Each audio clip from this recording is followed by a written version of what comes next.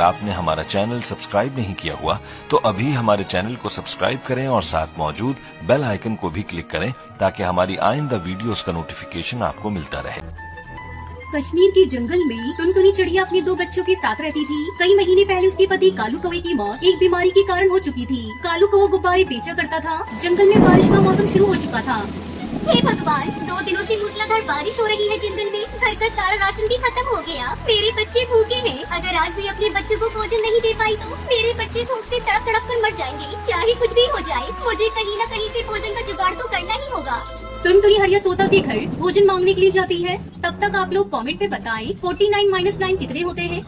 हरिया भैया, ओ हरिया भैया, दरवाजा खोलो। मेरे बच्चे भूखे हैं। बारिश में भोजन लाने भी नहीं जा पाई। थोड़ा बहुत मेरे बच्चों के लिए दे दीजिए।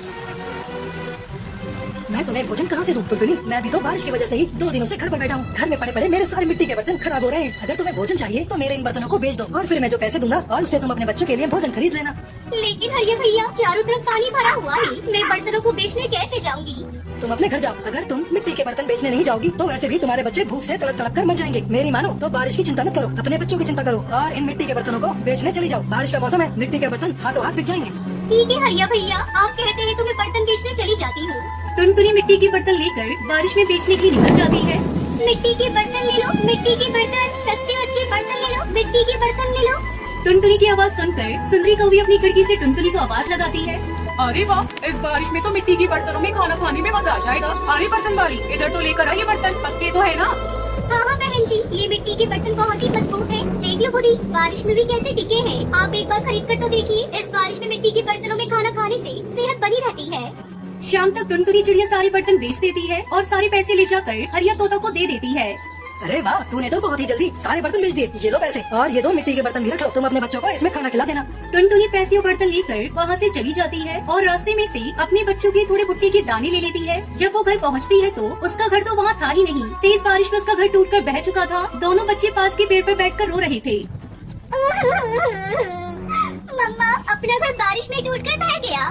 बच्चों, तुम लोग सुरक्षित तो हो ना? तुम्हें कहीं चोट तो नहीं लगी? नहीं मम्मा, हमें कहीं चोट नहीं लगी, लेकिन हमारा घर टूट गया। अब हम कहाँ रहेंगे मम्मा?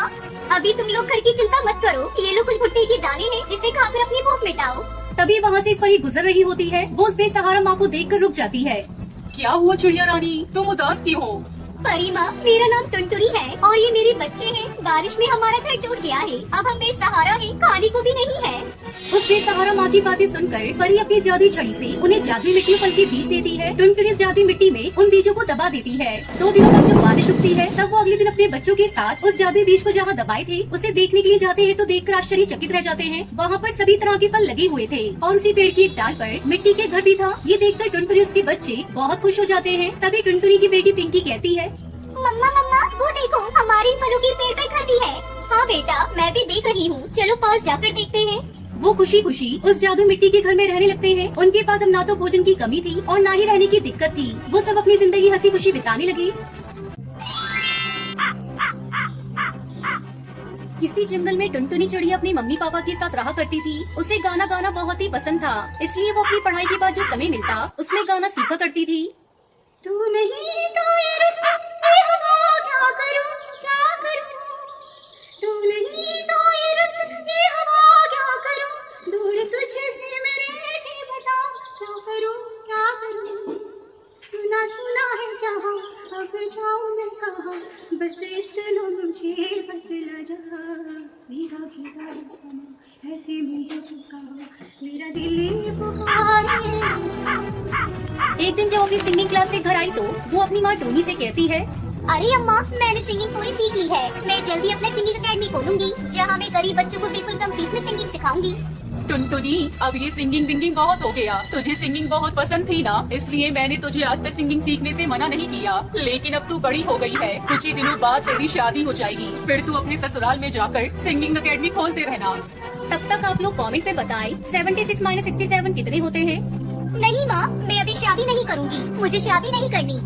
खबरदार, जो तूने इस विषय पे एक बात और बोली तो मैंने तेरी शादी के लिए तेरी मासी से कहा है, कोई अच्छा रिश्ता मिलते ही मैं तुम्हारी शादी कर दूंगी। टुनटुनी चुपचाप अपनी माँ की बातों को सुनती रही और कुछ न बोली। जल्दी उसका रिश्ता कालू कौवे से हो जाता है। कालू की शहर में बहुत अच्छी नौकरी थी। एक दिन टुनटुनी अपनी सास के साथ बैठी थी, तभी उसकी सास कहती है, अरे बहू, मैं मैंने सुना है तू शादी के पहले सिंगिंग भी सीखा करती थी। हाँ माँ जी, मैंने सिंगिंग सीखी तो है क्योंकि मुझे गाना गाना बहुत अच्छा लगता है। मैं सोच रही थी अपना सिंगिंग एकेडमी खोलूं और अपनी सुनर को आगे बढ़ाऊं। आपका इतना बड़ा घर है, अगर आपकी आज्ञा हो तो मैं अपना सिंगिंग स्कूल खोल लूं। अरे नहीं नहीं बहू, ये तुम क्या कह रही हो? दोबारा ऐसी बात करना भी मत। तुम्हें बहू बना कर लाए इस घर में, गायिका बनाने के लिए नहीं। मेरा बेटा बहुत अच्छा कमाता है, तुम्हें क्या जरूरत है सिंगिंग स्कूल खोलने की? अब उठो, जाकर मेरे लिए जल्दी से कच्ची चाय बना कर लाओ। तुम्हारी बातें सुनकर मेरे सर में दर्द होने लगा। उस दिन के बाद से टुनटुनी ने सिंगिंग एकेडमी के बारे में बात करना ही छोड़ दिया। इस तरह से समय गुजरने लगा। एक दिन टुनटुनी पर मुसीबतों का पहाड़ टूट पड़ा जब कालू को ऑफिस से घर नहीं लौटा।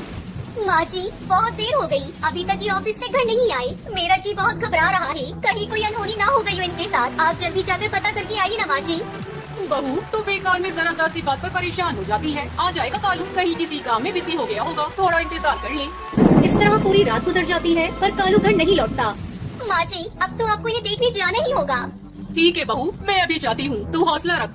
सुंदरी कौवी अपने बेटे को ढूंढने के लिए जाती है तो रास्ते में उसे कालू मरा हुआ पड़ा मिलता है। वो रोती बिलखती घर पहुँचती है। अरे बहू, हम बर्बाद हो गए बहू। मेरा बेटा अब दुनिया में नहीं रहा, अब हमारा क्या होगा बहू? एक ही तो घर में कमाने वाला था, ऊपर वाले ने उसे भी हमसे छीन लिया। माँ जी, आप झूठ बोल रही हैं, ऐसा नहीं हो सकता माँ जी। ये सब क्या हो गया? कालू जी आज बहुत खुश थे, वो मुझसे बाहर घुमाने का वादा करके गए थे। पता नहीं हमारी खुशियों को किसकी नजर लग गई। मैं कैसे जीऊंगी? मेरी तो दुनिया ही उजड़ गई। ऐसे ही कई दिन गुजर गए। बहू, अब रोने धोने से कोई फायदा नहीं, भूखे मरने की नौबत आ गई है। एक दिन मैंने तुझे सिंगिंग करने से मना किया था, लेकिन मुझे लगता है अब तुझे घर घर चलाने के लिए गायिका बनना पड़ेगा। मैं तो बूढ़ी हो गई, मुझसे तो कोई काम धंधा नहीं होगा। टुनटुनी अपनी सास की बात मानकर सिंगिंग एकेडमी खोल लेती है और बच्चों को सिंगिंग सिखाने लगती है, जिससे उसकी कुछ आमदनी हो जाती है। इसी तरह दोनों सास बहू खुशी खुशी रहने लगती हैं।